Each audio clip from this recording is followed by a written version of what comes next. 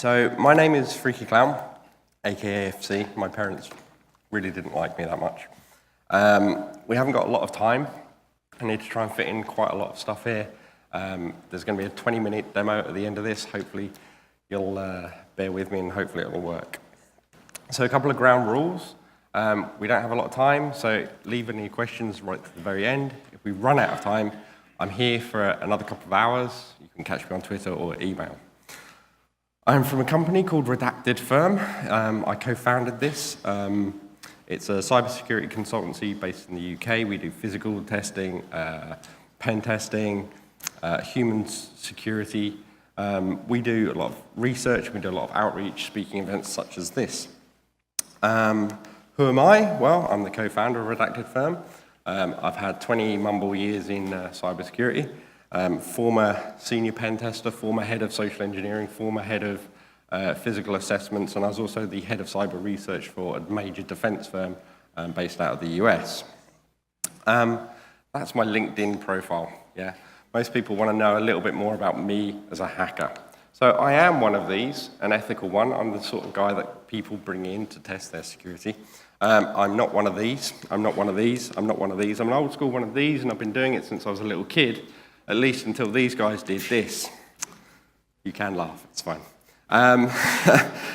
What happens is when you're a kid and you're doing a lot of stuff, you get a bit of a high profile, and people want to take you down, so they lead on with false allegations. Thankfully, the police noted this, gave me my freedom, which meant I was able to go on and work for these guys, and for these guys, and for these guys, and eventually these guys, which meant most of my working career has been spent looking like this. Often on Fridays we dress down. Nowadays, I often go to work dressed like this. And when I'm not doing this, I love to do stuff like this, which is talking, outreach, media. We do a lot of stuff with schools and universities. When I'm not doing that, you'll find me doing this. You'll find me doing this. And I really love doing this as a hobby, which comes in really handy when these guys do that. So, on to how I rob banks. It's not just banks I rob. I do this legally. As I say, companies come to us and they say, can you test our security, whether it's physical or digital? And we help them by doing the same tools, techniques, and tradecraft that real criminal hackers use. So why am I picking on banks? Well, basically everything I do as a job is technically illegal. And basically, unless you have permission to do so, you're breaking the law. So I have to go to the companies, we have to sort out a lot of legal paperwork about what I'm doing. So don't try anything that you see in any of my talks, because unless you've got permission, you're going to break the law. I pick on banks in this talk because banks are considered the best of the best of the best, right? These are the guys that do physical security really well, because that's where they keep the money, and they do digital security very well, because they've got lots of money to spend on it. The reason I pick on banks is because, well, they're still not quite good enough, and that means commercials are not very good at all. So I'm hoping to give you a little bit of a hacker mindset into what I do, so that you can go back and hopefully up the game at your companies. So we'll start off with physical security, because this is the hardest part, okay? How you may think of your company is a nice hard rock that no one can penetrate. How I look at most companies is like this. It's an armadillo. It's got a really hard, tough outer shell, and it's all squidgy and gooey in the middle that you can do basically anything you want. You can poke whatever you want. So once you get past that outer perimeter, you're fine. You can do basically anything. And the trouble is the perimeter is never that secure. For example, this is a bank in the UK. This is a photo I took. And I broke into this bank, legally, obviously, because they put up CCTV and they thought they were protected. The trouble is, what they're doing here, I don't know if you can see it very well, is the CCTV at the back of the bank is protecting a tree. Because money grows on trees, so that's obviously why they're doing it, right? Rather than the door that has a tiny padlock on that I picked the lock on because that's my hobby and I got in that way. So just having security doesn't mean it's necessarily done well. How a company handles security is also a major thing.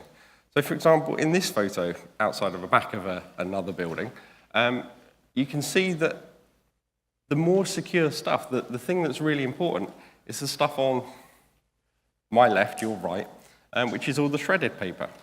Because it's shredded because it's secure, because it's confidential data. So they've shredded it and separated it because the council requires that. Trouble is, someone like me can come along, take a couple of those bags, take them back to their hotel, and because they've got nothing better to do, they put it all back together. And that's incredibly easy to do, but it's because once it's rubbish, they don't care. And again, with perimeter, you can spend a lot of money. It's just like digital firewalls, etc. People spend a lot of money on gates and doors. And what you'll find is something like this. And I'm going to tell you a quick story. We don't have a lot of time, but I'll tell you this quick story of a company that spent £60,000 on a brand new door that looked like this. And it was pretty tough. It was very secure. I climbed over their barbed wire fence late at night, 3 in the morning, with a balaclava on, night vision goggles, crawled through a bush, got scratched to hell, watched this door for 3 hours in the snow, sitting in a ditch, covered in mud. It was freezing. It was horrible. Watched the door for a couple of hours, went back to my hotel room, got a bit of sleep, woke up the next morning, put a suit on, walked up to the front door, checked my watch as I did so, and slowed my pace. And as I got to the door, it just opened. And they watched the CCTV, and they were like, how the hell did you do that? That was like some Jedi trick or something. You just magicked it open. In my several hours of watching this door in the ditch overnight, I'd actually spotted that they'd left it in engineering mode. And that meant every 15 minutes on the dot, it would do 1 revolution to test that it was working. So all I had to do was watch it for long enough to understand how that worked, and then got past their £60,000 door system. So expensive doesn't always mean secure, because it's put in and then never really tested. And once you get in, I'll often find desks like this. Whose office looks like this? Pretty much everyone's. And there's a wealth of information on here. There's lots of documents, there's mobile phones, there's unlocked monitors. There's the fact that everyone is paying no attention to a person standing in the room that shouldn't be, with a massive camera taking pictures of everything, which says something about the culture. One thing I found very effective is if I found car keys, I would take everything off of their desk, absolutely everything, and their car keys, go to the car park, find their car, put everything in their car for them. That kind of at least made it more secure. And when you get in, you think that you've got door systems and PIN codes and stuff which will protect you from people walking around. So you'll have something like this, right? Yeah? Everyone got something like this in their office? Yeah, I bet it doesn't look like this. I bet it looks more like this. And the best thing here is it's not just about the codes being visible. You can obviously guess what that is. But the fact that it's not secured properly, it's just with normal Phillips screwdriver screws, and then basically you can just unscrew that and bypass it. And if you do put in a brand new door system, it probably looks something like this, because they've just upgraded it, so it's more secure, right? You can't, for example, put a coat hanger through that hole and press the button, which is what most people would do. Very quickly on to digital security. So again, you probably think, we've got all of the stuff, all of this kit that makes it really secure. But again, think of an armadillo. You've got all the WAFs, you've got your firewalls, you've got everything in place, all the protection in the world, antivirus, etc. That is not going to help when people do stuff like this. And this is a screenshot from a bank, and they've got their website administration just live online. So you can just sit there and brute force that until you get in. Nobody's going to stop it. Or they'll put another bank, for example, puts their webmail on. Again, all you have to do is harvest emails, brute force accounts, and you're in.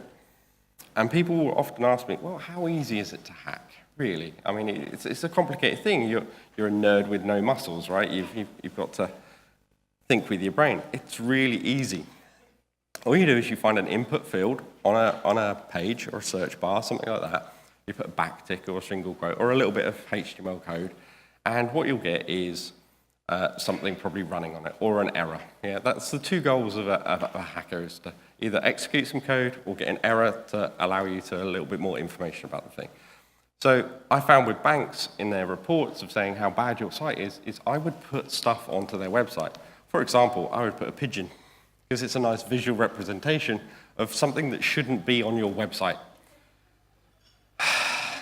This, again, is a real bank. The next one is my favorite one because I think it actually enhances, and I wish they'd kept it. But the point is if you can inject code onto their site and put stuff there that shouldn't be, or in this case, make an error occur, you can start to use other tools to get a little bit further and a little bit more information. So in this case, you get a little bit of information about the database. You can start throwing tools at it that will extract information from that database. So what you end up with is something like this, where you're extracting out credit card numbers and CVVs from a database live, just from the website. So you're not, I mean, there's so many things wrong with this. It's terrible, but this is how easy it is. It's running a couple of commands, then running a couple of tools and pulling out stuff. And what you end up with is a bank account that looks like this. So this was from a bank account that a bank gave me to see how much money I could extract from their site. These are obviously all fake accounts, but the money is kind of real, basically. So this shows you how easy it is. But the biggest risk to companies nowadays is not through all of these advanced hacking groups or nation-state stuff. The biggest risk is from spear phishing. And I want to give you a little demo, and I'm going to try and get this in time. Spear phishing accounts for like most hacks. I think it's like 30%. If you do spear phishing exercises, you might get about 30% of your workforce clicking a link if they're untrained. If you're really good at your training, you'll get it down to like 5%, maybe 1%. Think about that. If you've got 10,000 people working for your organization, 100 people are going to click a link. Yeah? And what I'm hoping to show you is what happens when that link gets clicked. Because how many people have seen that? How many people knows what happens when you click on that link? Basically no one. No one sees it from the attacker side either. So very quick explanation of what you're going to see. We have Alice, the attacker, and Bob, the victim. For Alice to normally attack a network, she would have to go through the firewall, through the antivirus, through the network to attack someone or to attack the network. That's really difficult. That's not how phishing works. What phishing does is sends an email to Bob directly, and then Bob's computer will make a connection out through all of that security straight to Alice and allow her a one-to-one communication like this. So for this next part, I am going to require a volunteer whilst I set up. Hopefully, oh, all of my windows have disappeared. That's really handy. Ever so sorry about this.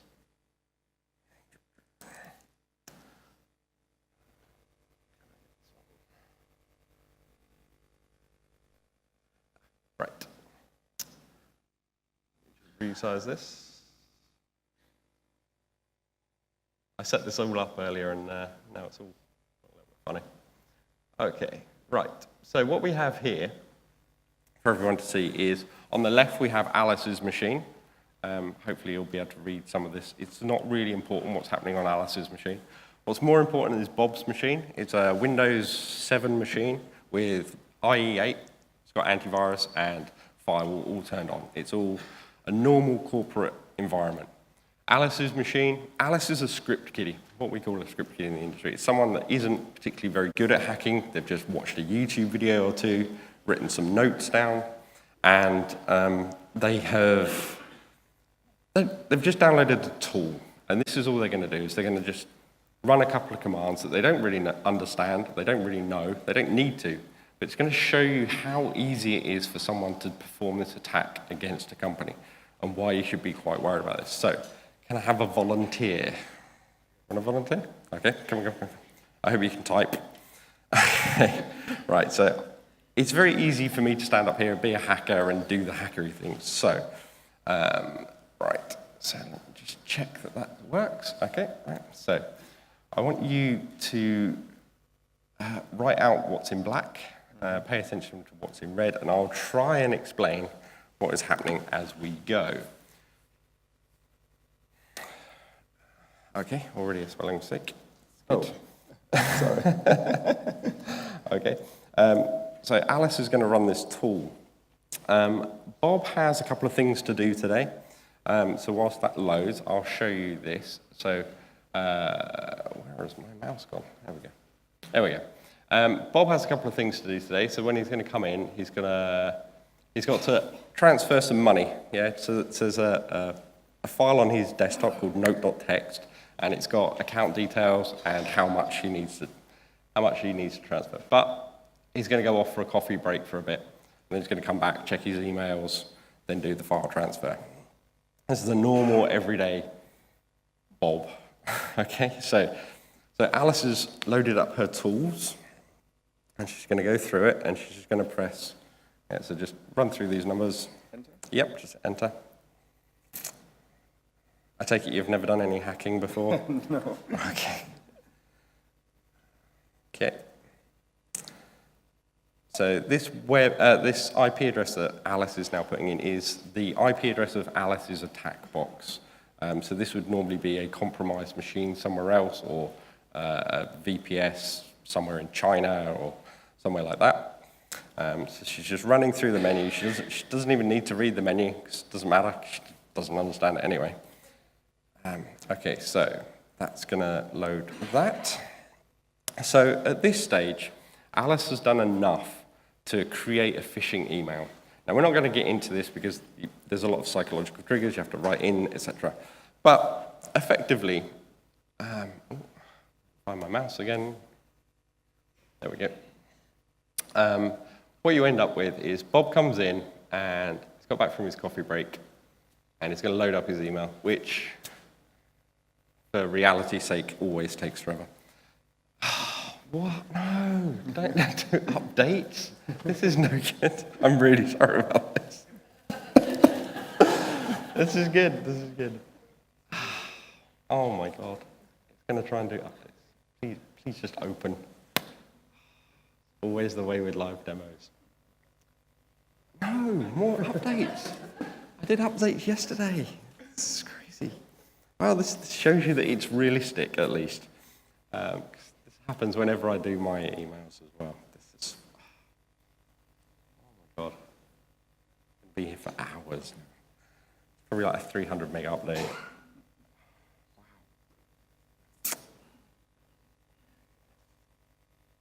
How can you say don't do updates? It's going to be a very short demo at this rate. Oh. There we go. Right, so we've now got fully updated, so at least you know that it's up to date. And Bob has an email. Now, I have tried to make this as transparent as possible. So rather than all the mumbo-jumbo that you'd get and sort of hidden links, etc., I've tried to make this as transparent as possible. So what you see here is a very simple email, and it's got a link in it. And you'll see that that IP address is the one that Alice put in. You will never see an email like this in a phishing attack. It will always be very, very contrived and try and put a time pressure on you, etc. You've all seen phishing examples. But I just wanted to make this clear. So what I want you to see is what happens on Alice's machine and what happens on Bob's machine. So 1% of your workforce, even if you email them and tell them, do not click this link, it is malicious, they will still click the link because of human nature. This is what our research has shown. So imagine you've done all your training, you've got it down to that 1%. Yeah, so 100 people are going to do what Bob is about to do.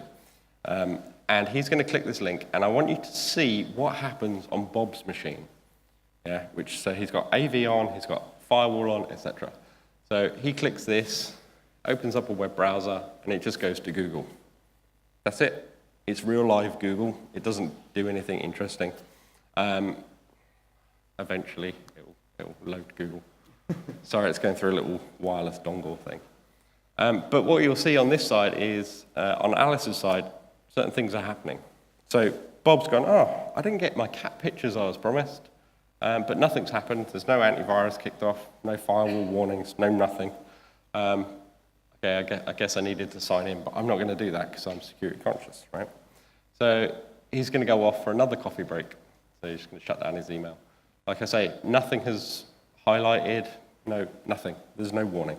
However, on Alice's side, it's a completely different story.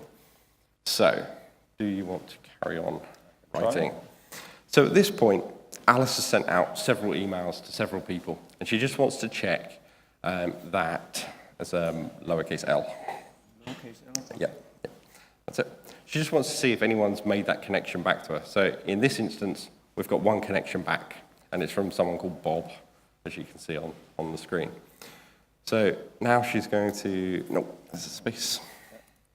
Now she's going to interact with that one connection. She may have 20, 30, doesn't matter, because it depends how many people clicked.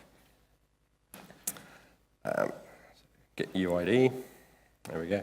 So if you pause there a second. So what you can see here, you can probably just barely see it on the screen, is that we are logged in as the user Bob. So we are now compromised on Bob's machine. Bob has no idea that this has happened. So what else can we do? So whereabouts do we sit? As Alice, whereabouts on Bob's machine are we currently? So if we look at this, we are currently on the desktop of Bob. So if we look at this, yes? This lists all the files that are on Bob's desktop. And as you can see, there's that note.txt, which is on Bob's machine. And we can have a look at note.txt.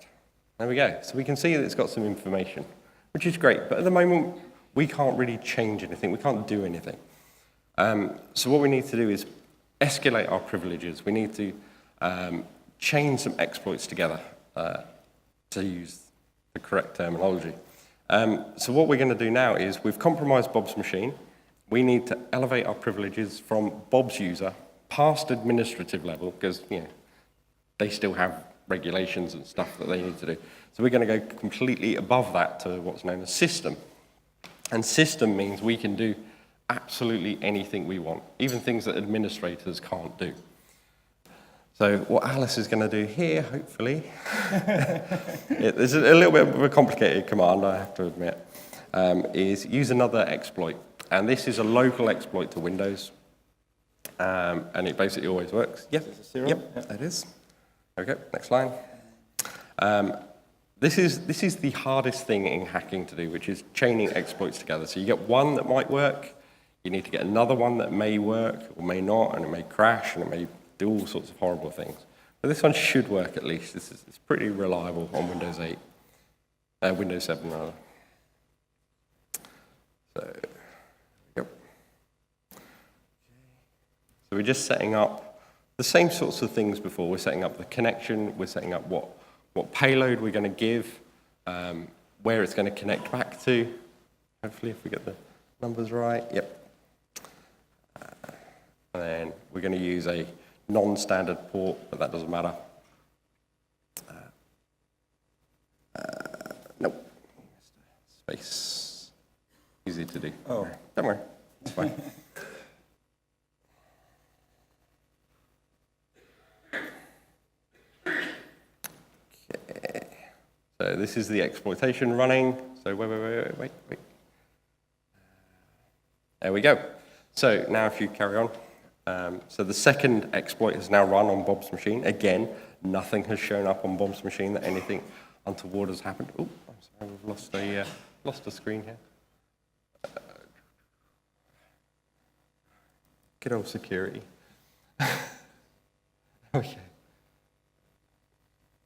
Back there we go. So if you hold there a second, what you can see now is we've run the same command of like, who are we? And it says we're now system rather than Bob. So this means that we can do some interesting things now. So if you want to carry on. So remember that note.txt file that we could look at? Imagine that's any sort of Excel document or a Word document or any file on your system. So imagine if Alice the hacker came along, added a 0 or 2, or changed the account number. And then when Bob comes back, he's like, I should do that transfer. There's an extra 0 and a different transfer number. So we're able to change files on the system without Bob ever having any notice that we have done anything. We can do other interesting things. Scroll that up for you. There we go. So we can do live screenshots of whatever they're working on. We can turn on the webcam. I can't in this situation, unfortunately. Hang on 2 seconds. So what we've done now is we've taken a live screenshot of of Bob's machine. And it saved it here, so I'll just show you that this is live.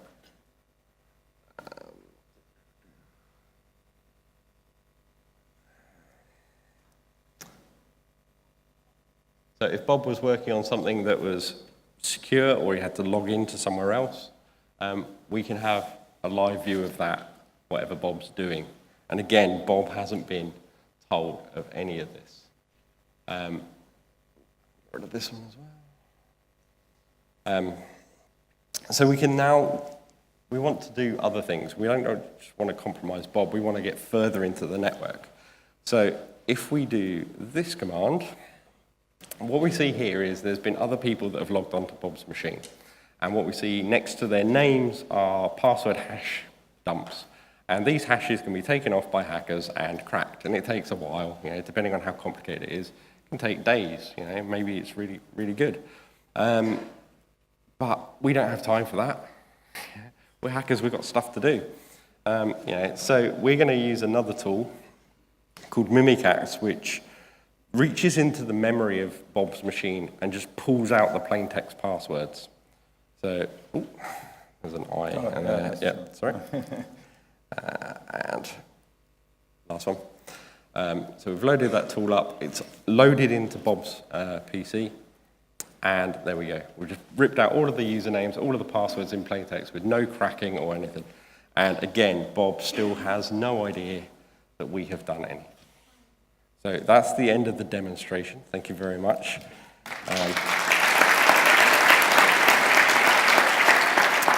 So we've got a little while left, so I just want to go over what you guys can do. I'm not going to read through this. Oh, hang on. I'm not going to read through it because you can't even see it. There we go. So what can organizations do? These are the small hints and tips that you guys can take back and hopefully implement. If you want to take photographs of this slide, you can do. So I'll just leave it up for a moment or two. I'm not going to talk through every single one of them. If you want to talk to me about it afterwards, you can. The way we find helps best is if you teach from a top-down perspective. So if the C-suite is implementing these things, then people follow that lead a lot better.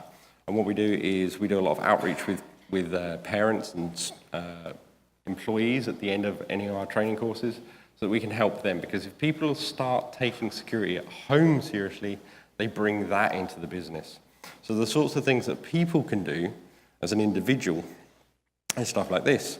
So taking a bit more care over where they connect to their Wi-Fi. This is why I never use any public Wi-Fi, especially at conferences with hackers in. If you want to find out more, go to cyber.uk/protect. That's been me. This is Redacted Firm. Please get in contact. If there's any questions, I think we have a few minutes. You can clap if you want, and I'll just walk off stage. Thank you.